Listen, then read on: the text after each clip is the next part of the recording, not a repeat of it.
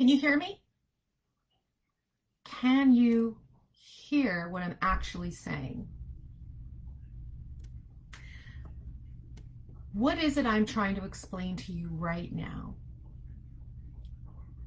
What can you tell from my facial expression, my energy, my body language, from what little bit of body language you can see, my tone of voice?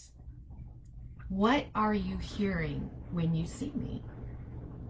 So tonight we're going to talk about listening and how we really listen, and how listening bleeds into our leadership skills and what that means for us.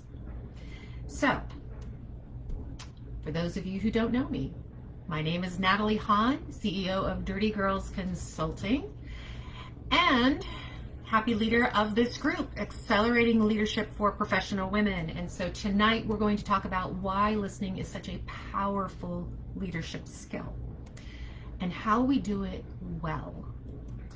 So, true listening follows the guidelines of the Buddhist kind of beginner's mind, right? It's listening with open ears, open heart, open mind. And when we do that, we also put ourselves in a space where we are suspending judgment and suspending expectation. So think about that. Open ears, open heart, open mind. No judgment, no expectation. That is how we truly listen, when we're sitting across from somebody and we are absorbing everything that they have to say. Well, several years ago, working on a team project, I had one of my team members come to me incredibly stressed and upset. And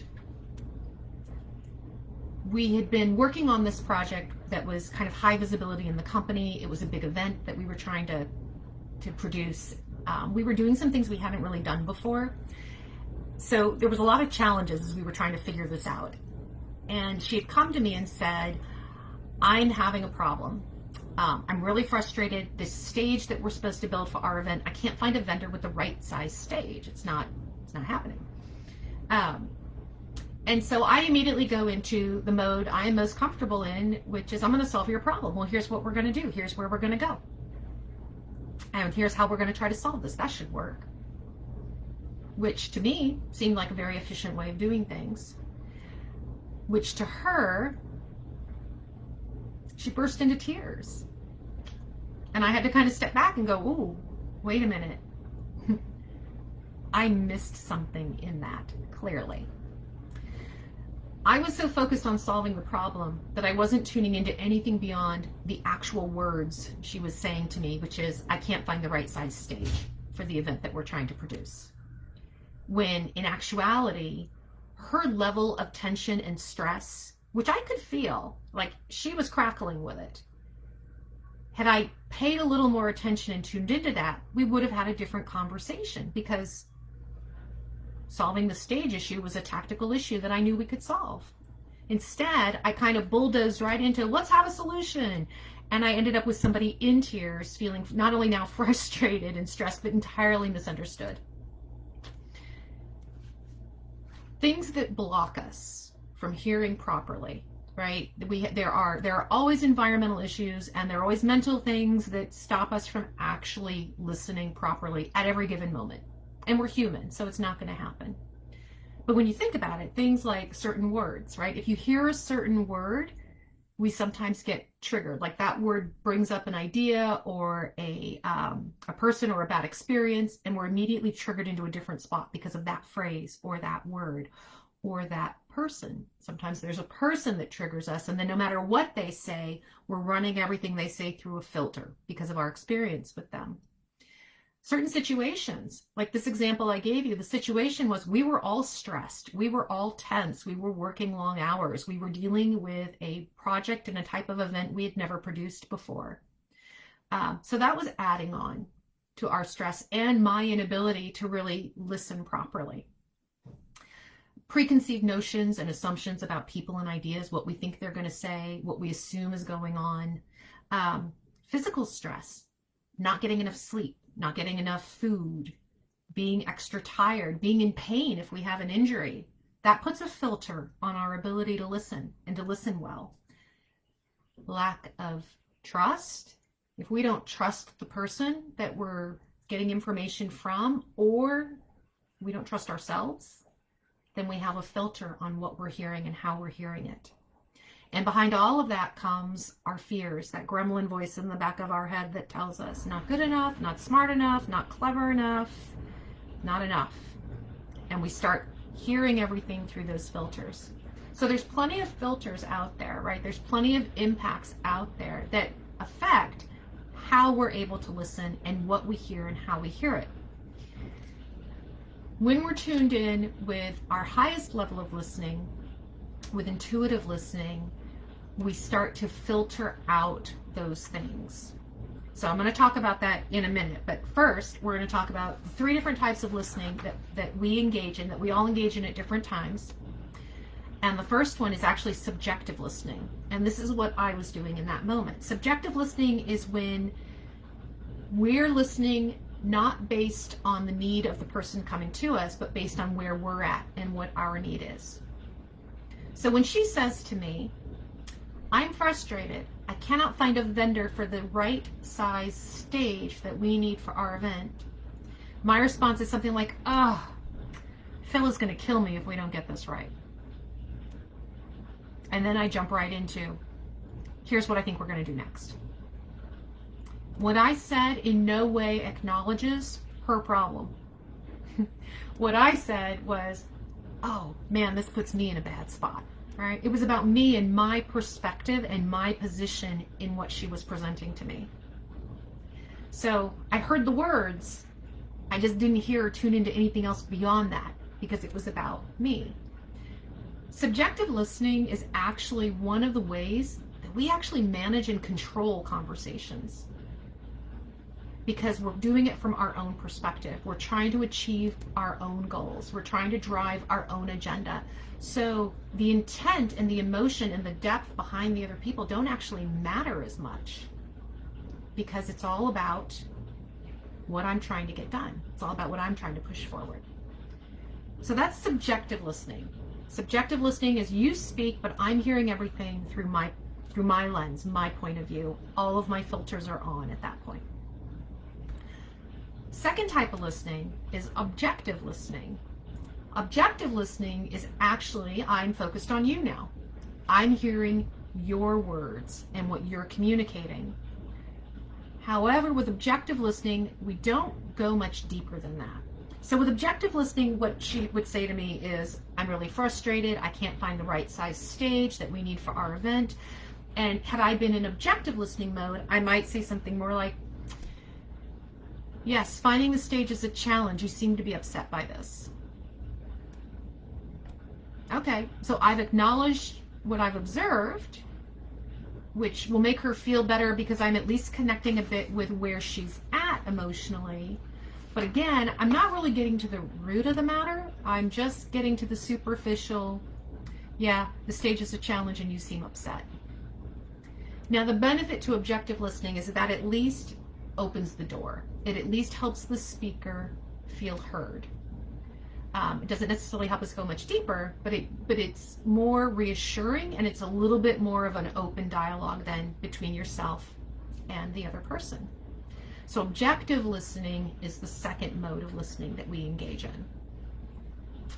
Now the third mode, and this is the one where we step into leadership, is when we listen intuitively. When we're listening intuitively, we are listening for more than just your words. We're listening for your tone of voice. We're listening for the things we're not saying. What's the energy behind the words, right? What's the body language? If you can see, if we're doing Zoom, right? What's the body language? What's the facial expressions? What's the cadence at which this person is speaking? Is it fast? Is it slow? Are they being really thoughtful? All of our inflections, everything gives us information about what's actually being communicated. And you know, it's a common joke, right? There's 17 different ways and different meanings to the word fine. Fine. fine. It's all in how we say it, right? It's all in what's the context, what else is going on that's impacting the way that we're responding. The beautiful thing about this community, being women, is that we are more intuitively inclined. We are more naturally inclined to listen this way, to listen while taking in all the details, while hearing the things that are not said. The challenge with intuitive listening sometimes as women is to make sure that as we're listening, instead of jumping to conclusions, we turn off our filters and we get curious. So in that scenario that I gave you with my coworker, if I had instead responded to her intuitively, it would have looked more like her coming to me and saying, I'm so frustrated, I cannot find the right size stage for our event. And my response might be something a little bit more like, I get it. This is really frustrating, but you seem really on edge. I'm sure we can find a solution to this. Does this have anything to do, does your edginess, right? Does your stress have anything to do with your concern about getting promoted next month? Her amount of stress, her amount, I said earlier, she was crackling, right, with tension, was far exceeding the actual problem that we had. The problem that we had was a tactical problem, and yes, it was a problem, but it was solvable. We just needed to get creative around the solution. This was somebody I knew. This was somebody who I knew was a problem solver and creative and a doer.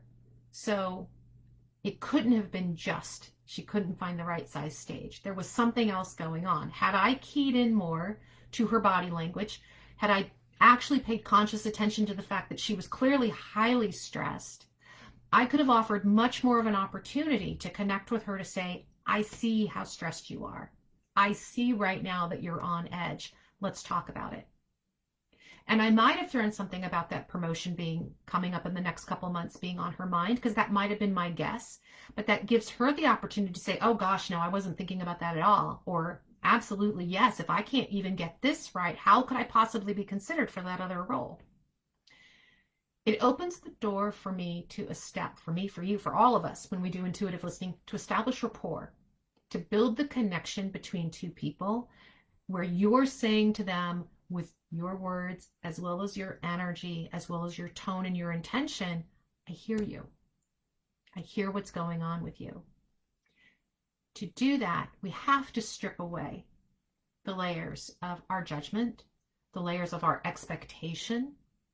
We have to have the open ears, open heart, and open mind in order to actively, intuitively listen to what someone else is saying. Now, this seems like, and it can be, a little more work than your regular listening. Certainly more work than subjective listening, where we're not keying in at all. We're just responding to the words at the moment from where we're at. More work than objective listening, because while we might reframe back to them what we've heard, we're not really inviting them to dig in. With intuitive listening, it might take a little bit more time to get to the root of the matter, right? You're inviting them to kind of explain what's the thing behind the thing. Like, I know you said these words, but there's another thing going on. What's the thing behind the thing that we can talk about that's going to actually solve the issue at hand? But what that does, in addition to building rapport, it builds trust, right? We're talking about leadership. When you're using listening skills as a leadership skill, then we're talking about how do we build trust with our team members, with our peers, with our executives, with anybody really that we're working with. It's by letting them know they've been heard. When we can build rapport and build trust, we can now work on influence. We can work on gaining buy-in or consensus for an idea or a project that we're moving forward. When we have that built up, we can problem solve, because we know now that the conflict, it isn't the surface level words. The conflict is the energy behind it. What's really driving that energy? We have these fights at home all the time. You know, when you and your partner have the same fight over and over, it's the same words coming out of your mouth. You guys could script your arguments. Every relationship has that one argument that we know we can script. We know exactly where we're going. The argument isn't about those words that you're scripting. It isn't about what's actually being said. There is an energy behind that is tied to something else, the thing behind the thing. With intuitive listening, we get to that, because if we can remove that block, everything else becomes wide open for us. When we can dissolve whatever that thing is behind the thing, we have opened the door for much more direct and open communication. We've opened the door for rapport and for building trust. We've opened the door for moving action forward so that we can hit our goals. We can hit them individually. We can hit them as a team. We can hit them for the company, for the business, for these skills apply to our personal relationships too, right? For our relationships, for our children, for our partners, for our parents, whatever it is. Listening skills apply everywhere. But the point of intuitive listening is that you consciously and willfully step back from what your agenda and your needs are in that moment to tune into what the other person is saying with their whole body. And you can do this on the phone also, honestly. If you're really listening on the phone to what somebody is saying, you can tune into their tone of voice, to their inflection, to how slow or fast they're talking if they seem distracted. There's actually a lot that you can tell just by listening to somebody's voice on where they're at emotionally, energetically, right, mentally. Use that information to get curious. And getting curious means we take away our judgments, we take away our expectations, and we are there receiving whatever it is they are communicating to get to the thing behind the thing. So that is intuitive listening. Now here's the deal. We're always going to do all three. We're human. That's how we operate. We are going to have times where we're flat out in subjective mode because we're moving and getting things done. Where we're in objective listening mode because we have a little more mental space and they seem kind of upset. So let's check in with that.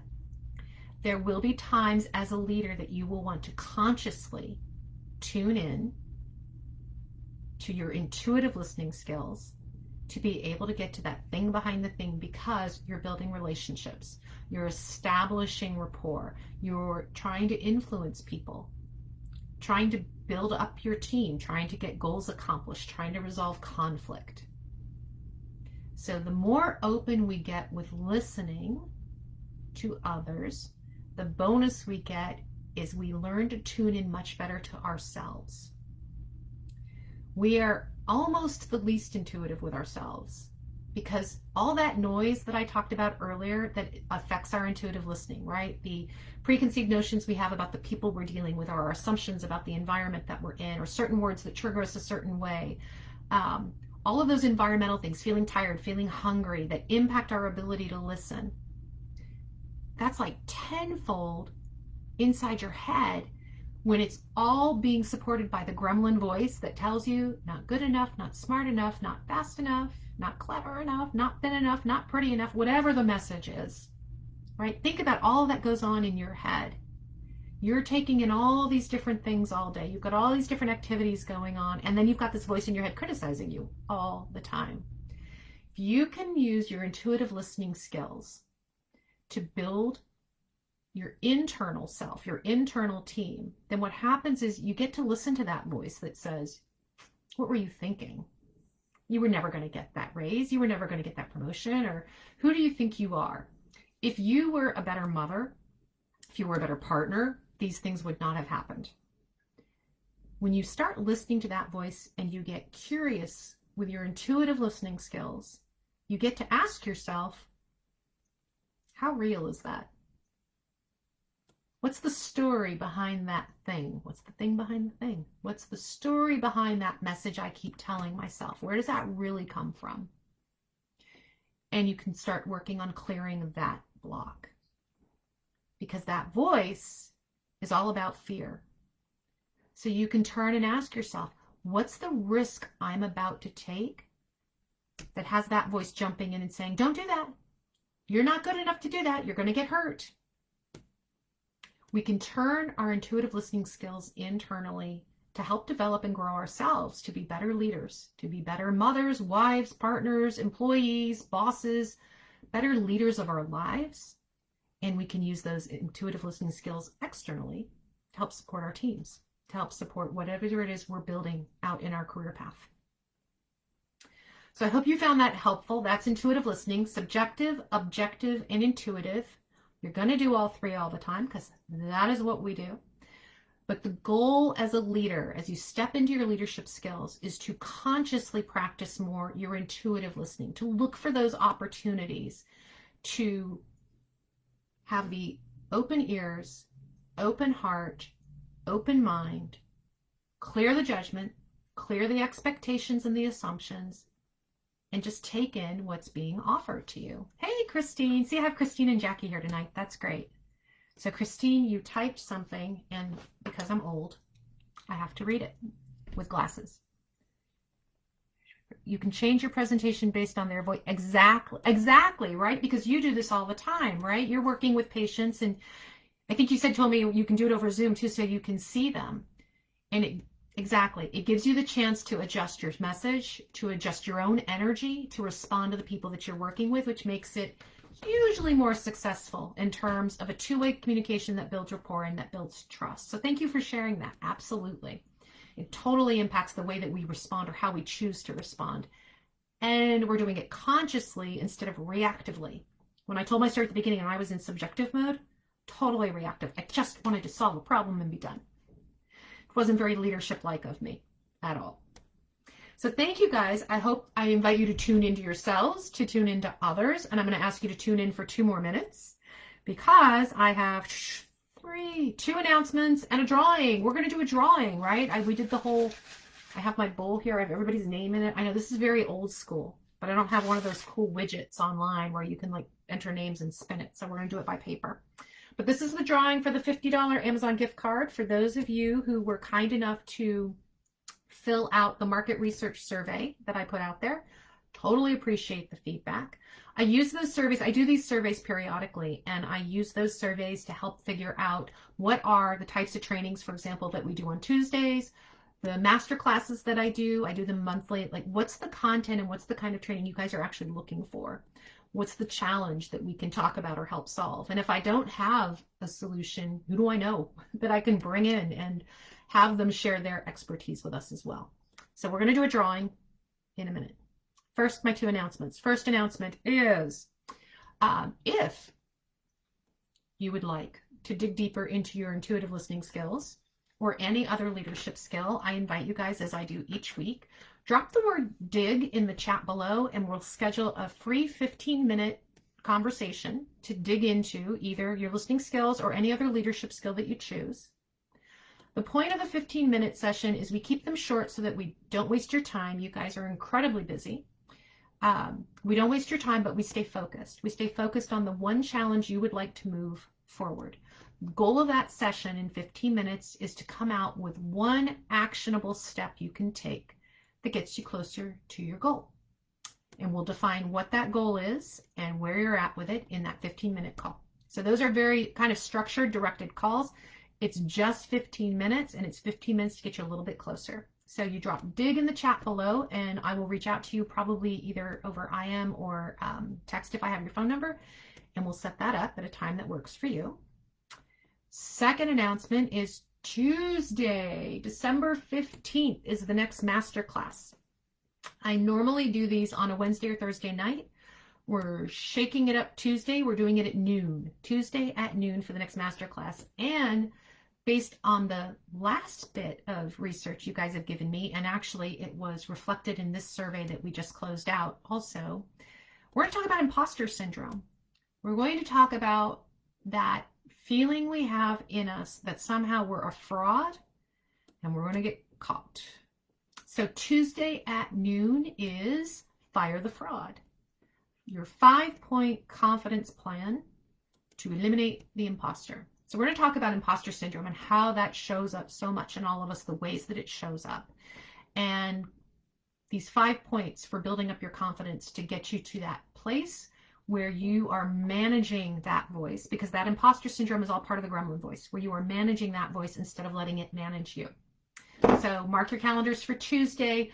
Drop imposter in the chat if you still need the link for the registration for that, and I'm happy to set you up with that. All right. Now we're drawing Amazon gift card. So in my old-fashioned bowl of names, and our winner tonight of the $50 Amazon gift card is Donna Blackman. Thank you, Donna, for participating. I don't know if you're on tonight. I can't always see who shows up. If you guys comment, I can see you, but otherwise, the comments don't always show. And so Donna Blackman wins our gift card, Amazon gift card for $50. Thank you, Donna. She participated in the survey. And for fun, because I'm feeling generous, we're going to draw 2 more names for smaller gifts, smaller surprise gifts that you will also get. So our 2 runners up are Antoinette Matasu. You are a runner-up winner. And who do we have? Hema Wood, you are also a winner. So our grand prize winner, Donna, yay, you're on. Our grand prize winner is Donna. And our 2 runner-ups are Hema Wood and Antoinette Matasu. And ladies, just look for a small thank you from me for participating in the survey. Donna, I will get that gift card over to you. I appreciate that.